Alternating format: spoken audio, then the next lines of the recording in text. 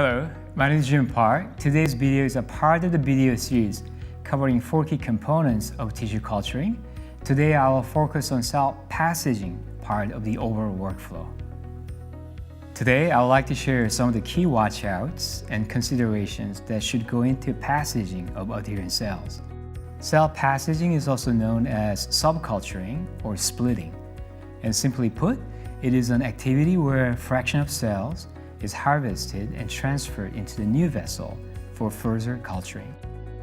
While we'll not go into specific details of aseptic techniques, all standard aseptic techniques, such as the use of biohood and sterile reagents, should be practiced while performing these tasks. Let's start by talking about cell density and confluency. In general, typical in vitro cellular growth within a vessel, such as a tissue culture flask, will follow a sigmoid pattern of proliferation. A typical growth curve is shown here. Cell numbers are plotted on y-axis. Culturing time is plotted on x-axis.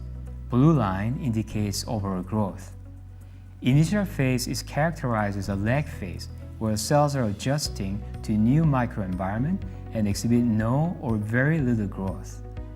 These cells will then enter logarithmic growth phase as they start to actively proliferate. For majority of the functional assays, it is recommended that cells are harvested at this phase and used for experiments. This phase is also optimal for determining the doubling time of a given cell type. Also for passaging cells, late-stage log phase is commonly used. Later phases are characterized by stationary growth and eventual population decline due to cell death. You should not be passaging or using cells for experiments from these phases unless there are specific reasons to do so related to your specific experimental needs. Now let's cover the concept of confluency, which simply refers to percentage of surface covered by adherent cells. In general, cells are passaged when they reach around 80% confluency. Before passaging cells, please ensure that cells are healthy and there are no signs of contamination, as discussed in the previous video. Prepare appropriate culture media and dissociation reagent by bringing them to 37 degrees Celsius. Do not leave media in biohood for longer than is necessary, as the media components will degrade over time. Place the flask in biohood. Remove the media and gently wash the cell monolayer with room temperature PBS or HBSS. Carefully add PBS to side of the flask as to not to forcefully dislodge adherent cells. Wash with PBS or HBSS without calcium and magnesium, as this salt can inhibit cell dissociation reagents. Remove the PBS using sterile serological pipette and add pre-warmed dissociation reagent to the flask to cover the cells. Gently tilt the flask back and forth to evenly distribute the trypsin to cover the cells. Normally use 5 ml trypsin for T75 flask. This volume can be scaled up or down according to size and the surface area of the vessel. Place in 37 degrees Celsius tissue culture incubator for 2 to 10 minutes. Check flask frequently under the microscope to ensure that the greater than 90% of the cells have dissociated from flask surface.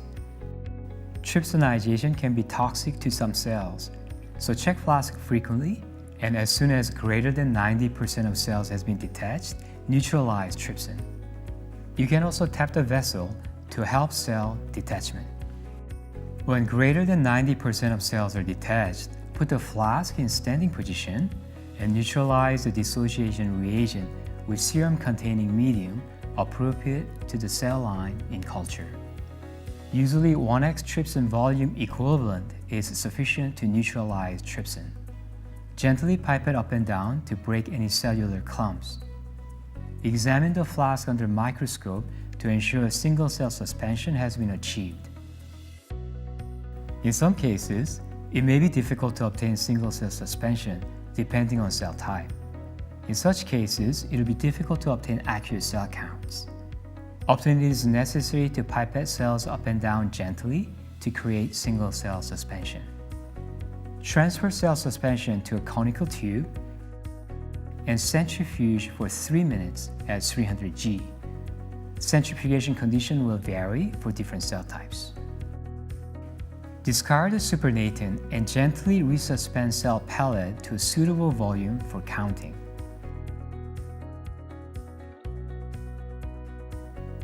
For applications requiring set seeding density or new cell lines where growth rate need to be characterized, count cells and transfer required number of cells to a new labeled flask with pre-warmed medium. Make sure to write down the passage number, which indicates the number of times the cell line has been passaged. It is also good practice to write down the initial seeding density. This will help scientists determine the growth rate of the given cell type. For routine passage of cell lines with a known growth rate, it is not necessary to count cells. One can simply use a split ratio when passaging.